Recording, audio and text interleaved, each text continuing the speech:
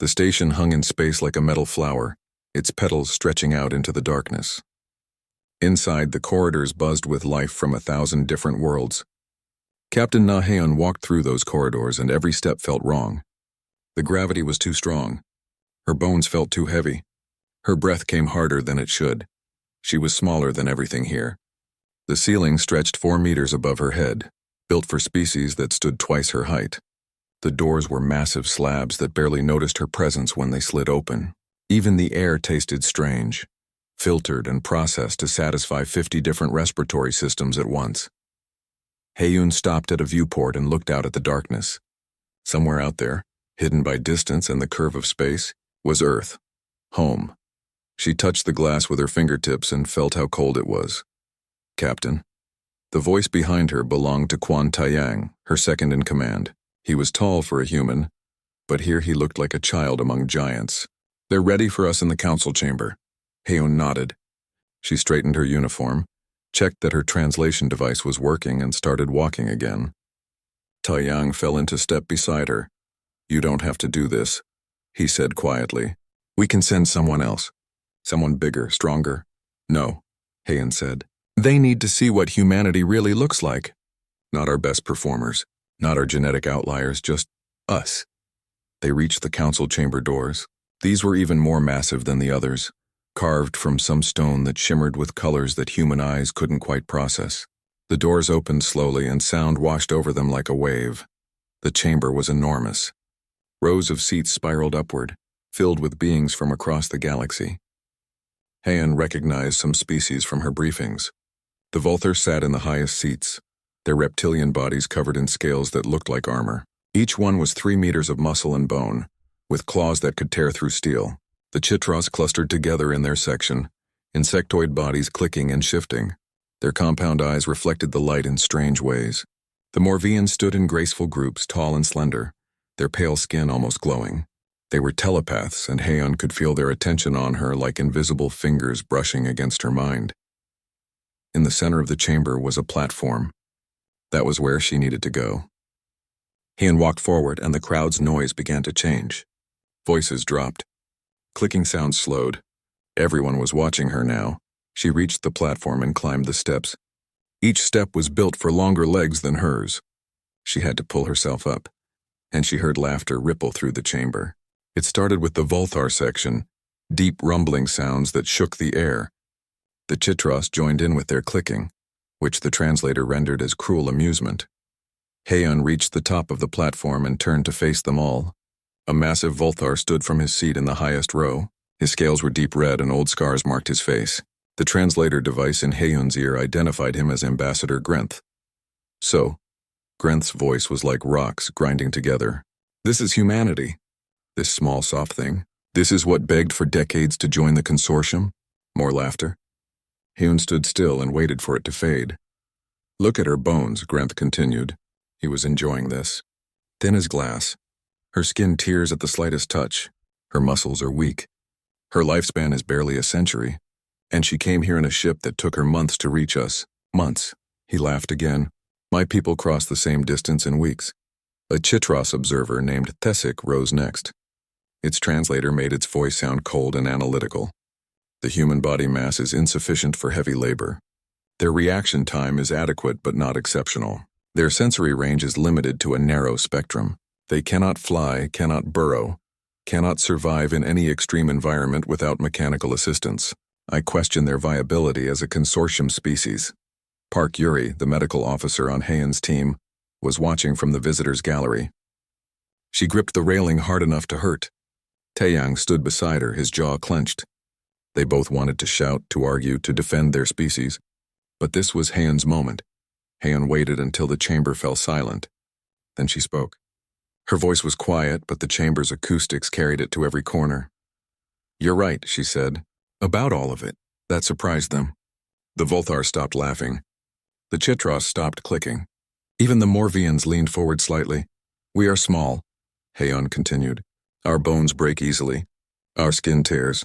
We live such short lives that some of you will forget we existed before you even grow old. We are slow to travel between stars. We need machines to help us breathe on most worlds. We need protection from radiation that you barely notice. We are weak. She paused, letting the words sink in. But we are here anyway. Grenth snorted. Yes, here to beg for our protection. Here to ask for resources you cannot gather yourselves. Here to plead for technology you cannot develop. Here to join the consortium as equals, Heian interrupted. Her voice was still quiet, but it cut through his words like a blade. Not as servants, not as protected pets, as equals. The laughter returned louder than before, but Heian wasn't finished. You think weakness is something you can see in bones and skin. You think strength is about how much you can lift or how fast you can run or how long you can live. She looked around the chamber, meeting eyes with beings that could crush her without effort. You're wrong. Insolent. Grenth roared. You dare— The consortium has rules, Heian said, speaking over him. Any species that wishes to join must undergo the proving grounds. A series of trials to test our worthiness. Is that still true? A Morvian elder named Vorith stood. His voice was gentle but carried weight. It is true. But Captain Heian, you must understand. These trials were designed by species much more durable than yours. They are meant to be challenging, not fatal. For your people, they might be impossible. Might be, Heian repeated. But you don't know for certain. Has a human ever attempted them? No, Vorith admitted. No human has ever been foolish enough to try. Then let me be the first fool, Heian said. She turned to face Grenth directly. I accept the proving grounds. All of them. Whatever tests you have, I will take them. The chamber erupted. Voices shouted in 100 languages. The translators struggled to keep up. Taeyang tried to push through the crowd toward the platform, but guards held him back. Yuri was shouting something in Korean that the translators politely declined to render. Grenth stared at Heian with something like disbelief. You will die, he said flatly. These trials will break you. They will kill you. And then your species will slink back to your little world in shame. Maybe, Heian said. Or maybe you'll learn something. Learn what? Grenth demanded. What could you possibly teach us? Heian looked up at him. She was so small compared to him, so fragile, but she didn't look away. That breaking someone doesn't mean you've stopped them, she said. That pain is just information. That death is just a risk, and that humanity didn't crawl up from the bottom of Earth's food chain by knowing when to quit. She turned to address the entire chamber. Humanity did not come here to match your strength, she said. We came to show you something far more dangerous than strength. We came to show you our refusal to yield. The chamber fell silent. Even Grenth had nothing to say. Vorith stood again. Very well, Captain Naheon. The consortium accepts your challenge. The first trial begins in 3 days. Use that time to prepare, he paused, and to reconsider. I won't need 3 days, Heian said, and I won't reconsider. She walked off the platform and left the chamber. The crowd parted for her, not out of respect, but out of confusion. They didn't understand what they had just witnessed. They thought they had seen foolish pride. They thought they had seen stubborn ignorance. They were wrong. They had seen something much more dangerous than that. They had seen a human who understood exactly what she was walking into and chose to walk into it anyway. Outside the chamber, Taeyang caught up to her. His face was red with anger and worry. That was insane, he said. You know that, right? Completely insane. Yes, Heian agreed. You're going to get hurt. Badly hurt. Yes. You might die. Yes. Taeyang grabbed her shoulder, forcing her to stop and look at him. Then why? Heian met his eyes. Because they need to see it. Not hear about it. Not read about it in reports. They need to see a human break and watch what happens next. They need to see that breaking us doesn't stop us. And if it kills you? Heian smiled. It was a sad smile, but genuine. Then they'll see that too. They'll see a human choose death over submission. Either way, they'll learn. She pulled away and continued walking. Behind her, Taeyang stood frozen, trying to decide if his captain was the bravest person he'd ever met or the most terrifying. The answer, he realized, might be both. The pressure chamber stood in the center of the trial arena like a massive steel cylinder. It stretched 30 meters high, filled with liquid that simulated the deep oceans of the Volthar homeworld. At the bottom, 800 meters down, waited a small data core. The task was simple. Retrieve it and return. For most species, this was uncomfortable but manageable. Their bones were dense, their bodies built to handle extreme pressures. For Heian, The chamber was a death trap. She stood at the entrance wearing a minimal pressure suit. Full protective suits were forbidden in the trials. The suit she wore would help, but not much. It covered her torso and provided some structural support, but her arms and legs were mostly exposed. She could feel the cold air of the arena on her skin. The observation deck was packed. Every species in the consortium had sent representatives to watch. They filled the seats in their thousands, their eyes fixed on the small human standing before the massive chamber. Grenth sat in the front row, his scaled face twisted into something that might have been a smile. Taeyang watched from the control booth, surrounded by monitoring equipment. Screens showed Haeun's vital signs, pressure readings, and structural integrity of her bones. Yuri stood beside him, her medical equipment ready. Both of them had argued against this for hours. Both of them had lost. "You can still stop this," Taeyang said into his communicator. His voice reached Haeun's earpiece. "Nobody will blame you." Haeun looked up at the observation deck, at all those watching eyes, at Grenth's satisfied expression. "Yes, they will," she said quietly. "They'll say humanity talked big but ran when it mattered." "Better than dead," Yuri muttered, loud enough for the comm to pick up. "Maybe," Haeun said. She approached the chamber entrance. But not today. The door opened with a hiss of equalizing pressure. Inside, the liquid was dark and murky, lit only by strips of blue light that descended into the depths. Haeun could see the first platform 20 meters down. After that, everything disappeared into darkness. She took a breath, checked her suit seals one last time, and stepped inside. The door closed behind her. The liquid was cold, even through the suit. It was thicker than water, pressing against her skin with an oily heaviness. Haeun found the ladder built into the chamber wall and started descending. At 50 meters, the pressure started to register. It felt like a hand pressing on her chest, making it harder to breathe. The suit's support structures groaned quietly. On the observation deck, some of the aliens leaned forward with interest. They expected her to turn back any moment. At 100 meters, the pressure became pain. Haeun's ears ached despite the pressure equalization system in her suit.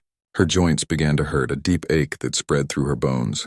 She kept climbing down, hand over hand, one rung at a time. In the control booth, Taeyang watched the pressure readings climb. "Bone stress indicators are entering yellow zone," he reported, his voice tight. "Haeun, you need to slow down." "Can't slow down," Haeun replied. Her voice was strained. "Body adapts to consistent pressure better than variable. Have to maintain pace." At 200 meters, her vision started to blur. The pressure was affecting the blood vessels in her eyes. She blinked hard, forcing focus, and continued down. The blue lights marked her progress. Each one was 50 meters apart. She had passed 4, 12 more to go. At 300 meters, something in her left hand cracked. Not a bone, but a joint. Her knuckle dislocated under the pressure. Haeun gasped, bit down on the sound, and switched to gripping with her palm instead of her fingers.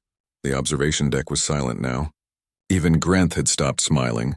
"Haeun," Yuri's voice was desperate. "Your bone density readings are critical.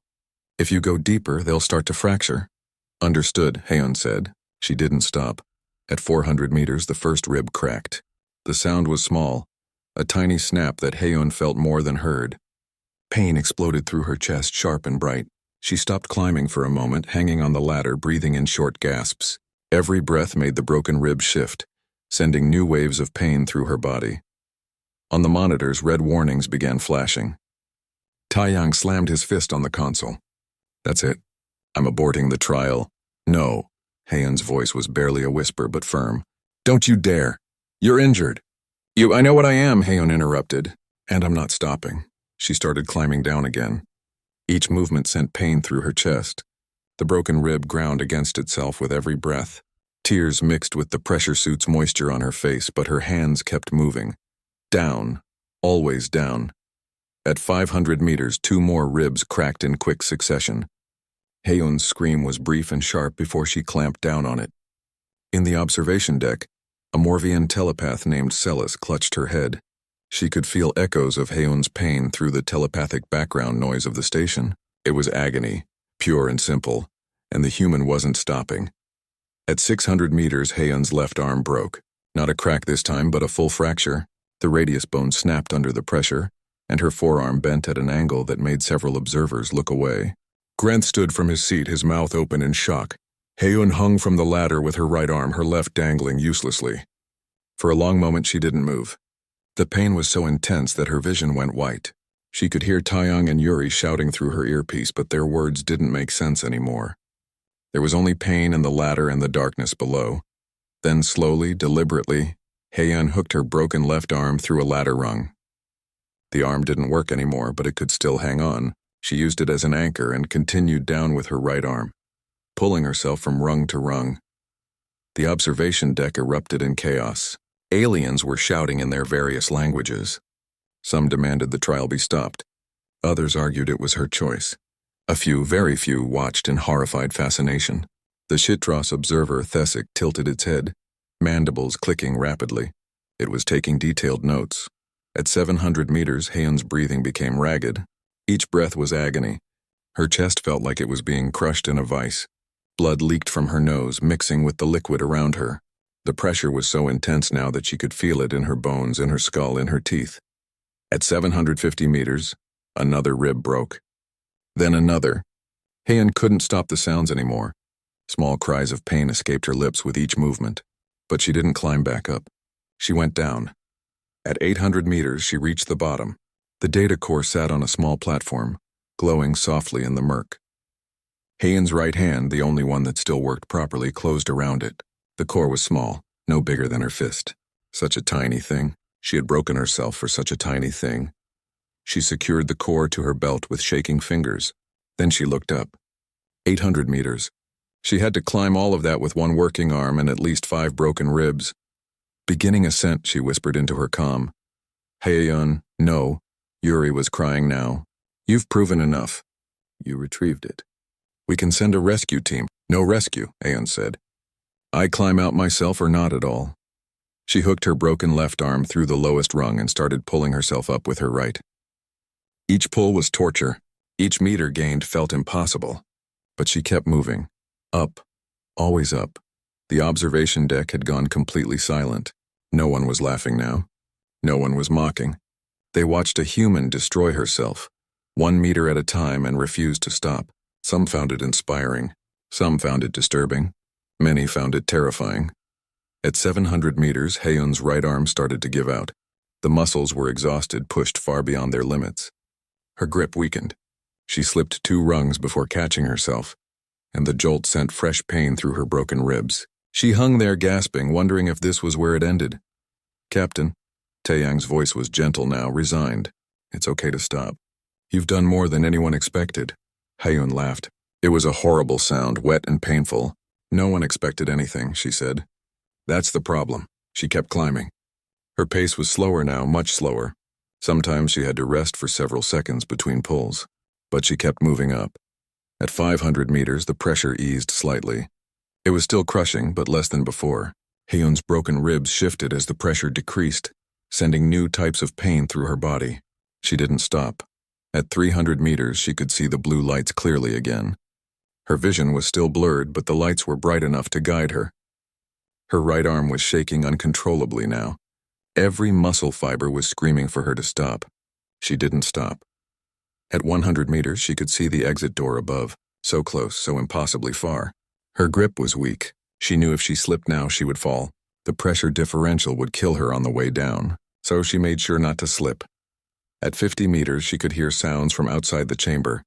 Voices. Many voices. She couldn't understand what they were saying, but they were loud. At 20 meters, her right hand slipped. She fell 3 rungs before her broken left arm caught on a rung, and the sudden stop nearly made her pass out. She hung there, swaying, broken and bleeding, and so tired. For a moment, just a moment, she considered letting go. It would be easy. Just open her hands and fall. The pain would stop. But then she thought about all those watching eyes, about Grenth's satisfied smile when he thought she would fail. Heian spent 5 days in the medical bay. Yuri worked on her around the clock, using nanite treatments and bone regenerators that made human medicine look primitive. The broken ribs healed first, then the arm, then all the smaller fractures that the pressure had caused. By the 3rd day, Heian could sit up. By the 5th day, she could walk. The other humans on the station visited her constantly. Taeyang brought reports and updates. Junior officers brought flowers from the station's hydroponics bay. Everyone told her she was crazy. Everyone told her she was brave. Heian listened to all of it and said very little in return. On the 6th day, she was cleared for duty. On the 7th day, the consortium announced the second trial. The message came during breakfast. Taeyang was eating with Hyun in the human quarters when the notification appeared on his tablet. He read it and his face went pale. "No," he said. "Absolutely not. What is it?" Heian asked. She was eating slowly, still adjusting to her newly healed ribs. "The second trial. It's an endurance race." Taeyang turned the tablet so she could see. Across the surface of Moon Kalos. 10 hours maximum for completion. Hostile environment. Extreme temperature shifts, low oxygen, dangerous terrain. Heian studied the details. "What makes it hostile?" "Everything," Taeyang said bitterly. "Temperatures swing from -70 to +60 Celsius. The atmosphere is thin, about 30% of Earth's oxygen density. The terrain includes cliffs, ravines, and unstable volcanic fields. It's designed to test every physical capability a species has." "When does it start?" 3 days. Taeyang grabbed her hand across the table. "Han, you just healed. Your bones are still strengthening. You can't—" "I can," Heian interrupted gently. "And I will." "Why?" Taeyang demanded. "You've already proven—" "I've proven I can endure pain," Heian said. "Now I need to prove something else." She didn't explain what. She spent the next 3 days preparing. She studied the terrain maps of Moon Kalos. She trained in the station's gym, rebuilding her strength. She calculated pace, oxygen consumption, and thermal management. Yuri checked her bone density every few hours, worried that the nanite treatments hadn't fully set.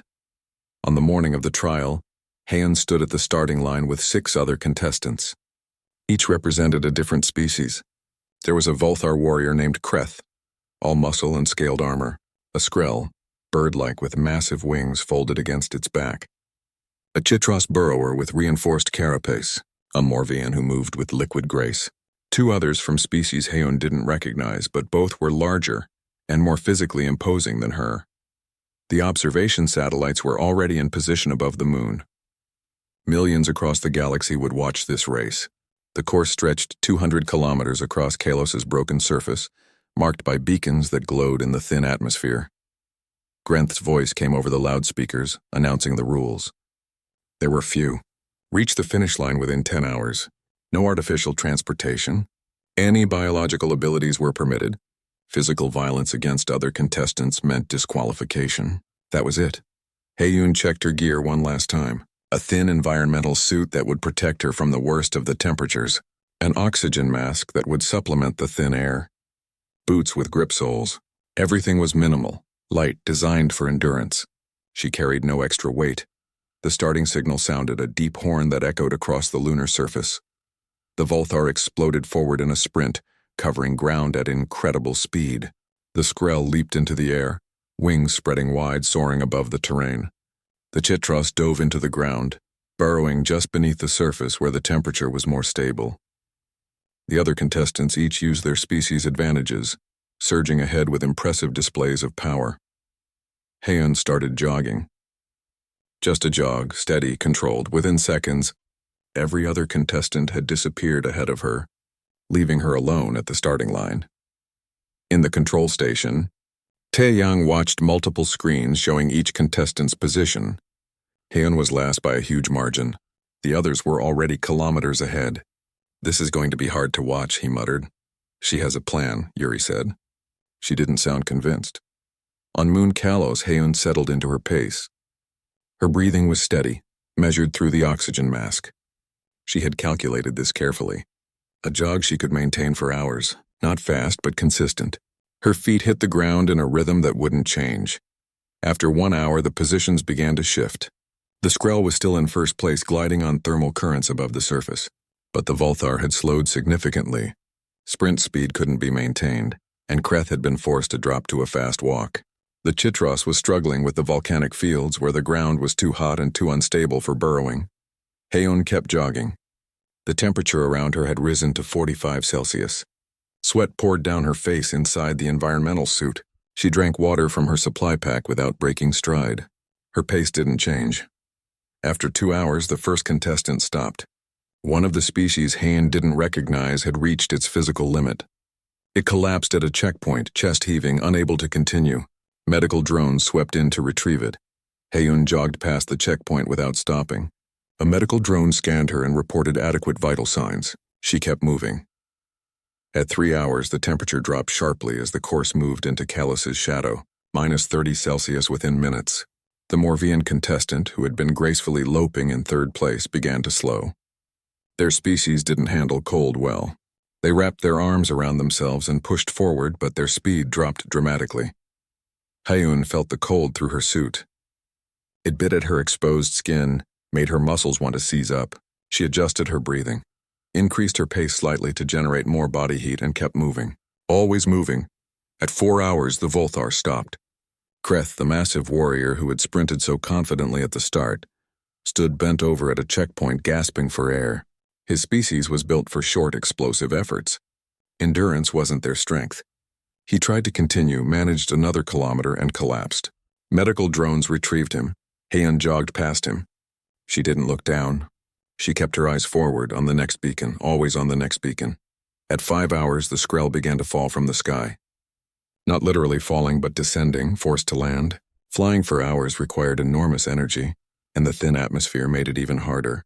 The Skrell tried to run on the ground with its taloned feet, but it wasn't built for it. Within 30 minutes, it had to stop, wings dragging on the ground, exhausted beyond measure. Haeyun jogged past. She was in second place now. Only the Chitros was ahead of her, and she could see it struggling.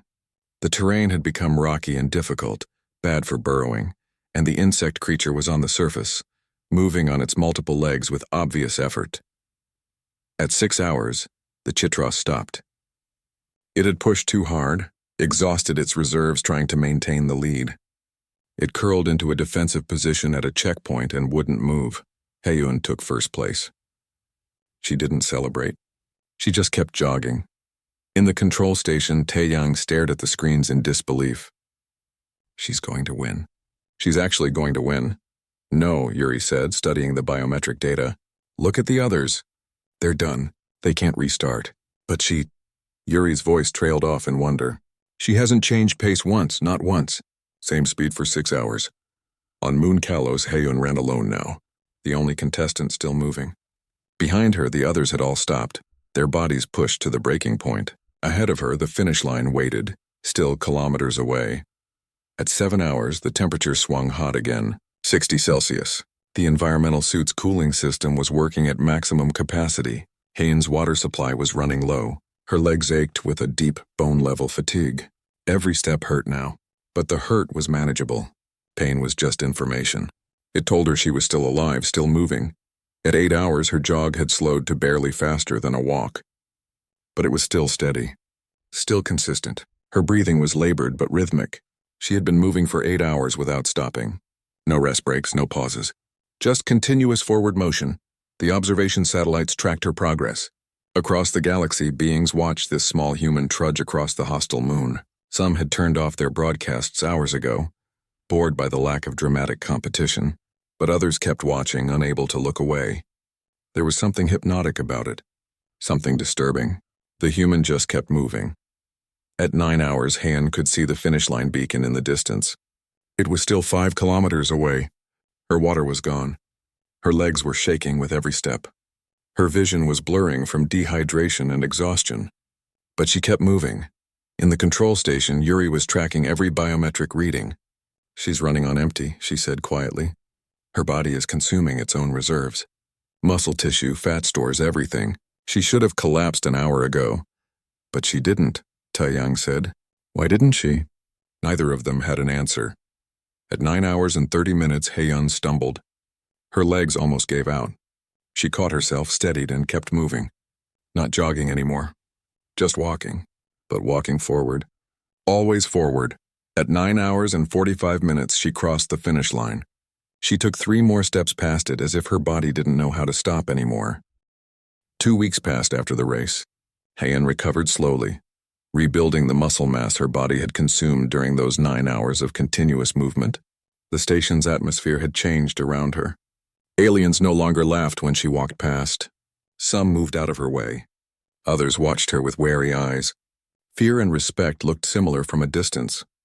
The consortium had voted to accept humanity's application. The trials were technically complete, but Grenth refused to acknowledge it. He stood before the council and demanded one more test. One final trial that would prove once and for all whether humans deserved their place among the stars. She has shown she can endure, Grenth said to the assembled council. She has shown she can persist. But what about combat? What happens when a human faces a real threat? When endurance and persistence mean nothing against pure violence? The council chamber murmured with discussion. Forth, the old Morvian elder, spoke up. The trials are complete, Ambassador Grenth. By our laws, humanity has proven itself. By our laws, the council can add additional trials if concerns remain, Grenth countered. He looked directly at where Heon sat in the human delegation section. I have concerns, Heon stood. The chamber fell silent. What do you propose? She asked. Single combat, Grenth said. Against a null beast. Each species representative faces one during our warrior trials. It is adaptive, designed to match the combat capabilities of its opponent. It learns and adjusts. It is theoretically fair. Theoretically, Taeyang muttered from beside Heon. I accept, Heon said. No, Taeyang stood as well. No, you don't. This isn't part of the official trials. I accept, Heon repeated louder. She looked at Grenth. When? 3 days, Grenth said. His smile showed too many teeth. The combat will be in zero gravity. No environmental advantages. Just you and the beast. After the council session, Taeyang and Yuri cornered Hyun in the human quarters. Other officers crowded around, all shouting at once. Heian let them yell. She understood their anger. They had watched her break herself twice already. They didn't want to see it happen again.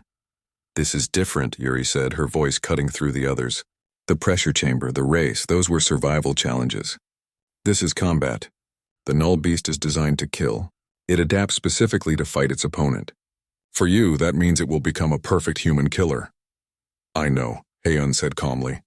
Then why? Taeyang demanded. We've already won. The council accepted us. This is just Grenth's pride. This is humanity's reputation, Hyun interrupted. She stood and faced them all. Right now, we're the species that can endure. That's good, but it's not enough. If we can't fight, we'll always be seen as victims who happen to be hard to kill. I need to show them we're more than punching bags. I need to show them that humanity fights back. Even if it kills you, someone asked from the back. Especially if it kills me, Heun said, because even that sends a message. That humans would rather die fighting than live protected. The room fell silent. Nobody had a response to that. Heun spent the next 3 days preparing differently than before. She trained in combat, worked with human martial arts instructors via video link from Earth. She studied recordings of previous null beast fights, watching how it adapted to different opponents. She learned its patterns, its preferences, its behavior. The beast was smart, not intelligent like a person, but cunning like an animal. It learned quickly. It adjusted its tactics based on what worked.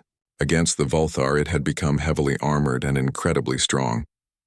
Against the Skrell, it had developed anti-air capabilities and grounding attacks. Against the Chitros, it had grown thermal weapons to force them from their burrows. Against Heian, it would become something designed specifically to kill humans. Fast enough to catch her. Strong enough to break her. Durable enough to survive whatever she could throw at it. On the morning of the combat trial, Heian entered the preparation room. She wore minimal armor, just like the pressure suit from her first trial. Chest protection, joint guards, but her arms and legs were mostly exposed. She carried a standard plasma blade, a weapon common in the consortium. It was about the length of her forearm, glowing with contained energy. Yuri checked her over one last time. Your bones are fully healed, she said quietly. But they're still weaker than most species. One hit from that thing. I know, Heian said. I'll try not to get hit. Try hard, Yuri said. She hugged Heian suddenly, fiercely. Come back. I will, Heian promised. She didn't know if it was true, but she said it anyway. The combat arena was a perfect sphere, 30 meters in diameter. Zero gravity meant no up or down, no floor or ceiling, just empty space surrounded by reinforced walls. Observation windows ringed the sphere, filled with thousands of watching aliens. The arena's cameras would broadcast to billions more across the galaxy. Heian entered through an airlock. The zero gravity took a moment to adjust to. She pushed off the wall gently, drifting toward the center of the sphere. She activated mag grips on her boots, allowing her to stick to the walls when needed. The plasma blade hummed in her hand. Across the sphere, another door opened. The null beast emerged. It was horrifying, about the size of a large vehicle. All black chitinous armor and bladed limbs, 6 legs, each ending in razor-sharp claws, a head that was mostly mouth filled with teeth designed to tear through armor, and eyes, too many eyes placed all around its head so it could see in every direction. The beast pushed off the wall and drifted toward her. Its movement was graceful and zero-gravity practiced. It had fought here many times before. Heian waited, watching. The beast circled her slowly, studying. She could almost see it analyzing her, calculating, adapting. Its armor plating began to shift, becoming less dense but more flexible. It was sacrificing protection for speed. It had decided she wasn't strong enough to hurt it badly, so speed was more important. That was good. That meant it was underestimating her. The beast attacked. It was incredibly fast, crossing the distance between them in a heartbeat. Claws reached for her, aiming to grab and tear. Heian pushed off the wall hard, using the zero gravity to dodge sideways. The beast flew past her, its claws missing by centimeters. It corrected immediately, using its legs to push off the opposite wall, coming back at her from a different angle. Heian was already moving, spinning in the zero gravity, using her smaller size to maneuver quickly. The beast's claw caught her shoulder, ripping through the armor and cutting deep into her flesh. Pain exploded through her arm. Heian bit back a scream and swung her plasma blade, aiming for the beast's leg joint. The blade connected, cutting through the thinner armor there. The beast screeched and pulled back. First blood to both of them. The beast circled again, more cautious now. It was learning. Its armor plating around the joints began to thicken. It was adapting to her attacks. Heian drifted near a wall, her wounded shoulder bleeding freely in the zero gravity. Small droplets of blood floated around her like red stars. The beast attacked again, but this time it was more careful. It didn't commit fully, testing her reactions. Heian dodged, but barely. The creature was learning her patterns. Each exchange taught it more about how she moved. They fought like this for 5 minutes. The beast would attack, Heian would dodge and counter, and both would retreat. The beast was getting faster. Its attacks were becoming more precise. Heian was getting slower. Blood loss and exhaustion were taking their toll. A claw caught her leg, ripping through muscle. Heian gasped and swung wildly, missing completely. The beast pressed its advantage, coming at her from multiple angles. She blocked one claw with her blade, but another caught her ribs and she felt something crack. The same ribs that had broken in the pressure chamber. They broke again. Heian screamed this time. She couldn't help it. The pain was too intense. She pushed away desperately, putting distance between herself and the beast. Blood floated around her in a growing cloud. Her breathing was ragged. Every breath sent pain through her broken ribs. In the observation windows, Taeyang stood with his hands pressed against the glass. Yuri was crying, begging someone to stop the fight. But there were no rules for stopping. Not until one combatant surrendered or died. The beast circled again. It was moving with confidence now. It had learned everything it needed to know about killing humans. It was faster than her, stronger than her, more durable than her. It knew how she moved, how she fought. This fight was essentially over.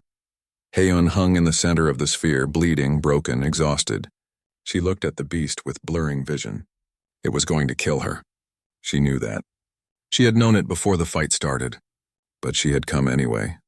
The beast attacked for the final time. It came at her with all its speed and power. Claws extended, mouth open, ready to end this. It had calculated the perfect killing strike. There was no possible way for the human to dodge or block. Heian didn't try to dodge. She didn't try to block. Instead, she pushed off the wall directly toward the beast, meeting its charge head-on. The move surprised it. Everything the beast had learned said that prey ran away, tried to escape. Prey didn't charge toward death, but Heian wasn't prey. She was a predator. 6 months had passed since the final trial. Heian's prosthetic arm was sleek and functional, better in some ways than the original. The scars on her back had faded to pale lines. Her ribs had healed stronger than before. But some things had changed that could never be reversed. She walked differently now, more carefully. The damage from 3 trials had left permanent marks on her body. She tired more easily. Some mornings everything hurt. But she walked through the station with her head high and nobody laughed anymore. Station Tau 7 had changed too. The human quarter had expanded from a small section to an entire district. Human ships docked regularly, bringing scientists, traders, diplomats, soldiers. Earth's economy was booming from consortium trade. Human technology was advancing rapidly from access to alien knowledge. Everything Heian had fought for was becoming real, but not everyone was happy about it. Grenth and his faction of Volthar supremacists had grown quieter after the trials, but they hadn't disappeared. They watched the humans expand with barely concealed rage. They had tried to use the proving grounds to humiliate humanity, to prove them unworthy. Instead, they had created a legend. Every species in the consortium knew Heian's story now, the human who kept standing. Late one evening, Celis the Morvian came to Heian's quarters. She looked troubled, her pale face drawn with worry. "I need to speak with you privately," Celis said. Hayun led her inside and dismissed Taeyang, who had been reviewing reports. Once they were alone, Celis spoke quickly. "I have been monitoring the telepathic network. It is how my people communicate across distances. I have sensed something dangerous." "Grenth?" Heian asked. "Yes, and others. Volthar, who refused to accept humanity's place in the consortium. They are planning something for tomorrow's diplomatic reception. An attack on you specifically." Heian sat down slowly. "What kind of attack?" "I cannot read details, only emotions and general intent. But I sense trap, sabotage. They want to kill you and make it look like an accident. They believe that without you, humanity's position will weaken, that Earth will accept a lesser status." "Will we?" Heian asked. "I do not know," Celis admitted. "But I know they believe it, and that makes them dangerous." She leaned forward. "You must not attend the reception. Stay in secure quarters. Let others represent humanity." Heian was quiet for a long moment. "If I hide, I prove them right. That we're weak. That we need protection. That everything I did in the trials was just performance." "You will be dead," Celis said bluntly. "There is no performance in death." "There's a message in it," Heian replied. "Just like there's a message in hiding." "Then let me report this to station security." "They can stop—" "No evidence," Heian interrupted. "You said yourself you only sensed emotions and intent. That's not enough for charges, and if we accuse Grenth without proof, it becomes a diplomatic incident. It could damage everything we've built." Celis stared at her. "So you will just walk into their trap?" "I'll walk into the reception," Heian corrected. "What happens after that, we'll see." The next day, Heian informed Taeyang and Yuri about the threat. As expected, they both tried to stop her. Also, as expected, they failed. "At least take extra security," Taeyang pleaded. "Station security, human guards, something." "Extra security at a diplomatic reception looks like fear," Heian said. "Or like we're planning something. Either way, it sends the wrong message." "The right message isn't worth dying for," Yuri said angrily. Heian smiled sadly. "Isn't it?" "That's what I've been saying all along. That humanity's reputation is worth the cost." "Why stop now?" The diplomatic reception was held in the station's grand hall, a massive space with a transparent ceiling showing the stars beyond. Hundreds of dignitaries attended, representing every consortium species. Tables laden with food from a dozen worlds lined the walls. Music that combined multiple alien instruments played softly in the background. Heian entered wearing formal human dress, dark blue with silver accents. Her prosthetic arm was visible, a statement rather than something to hide. Taeyang and Yuri flanked her, both scanning the crowd nervously. The reception proceeded normally at first. Heian spoke with various ambassadors, exchanging pleasantries and discussing trade agreements. The Chitros delegation was cordial.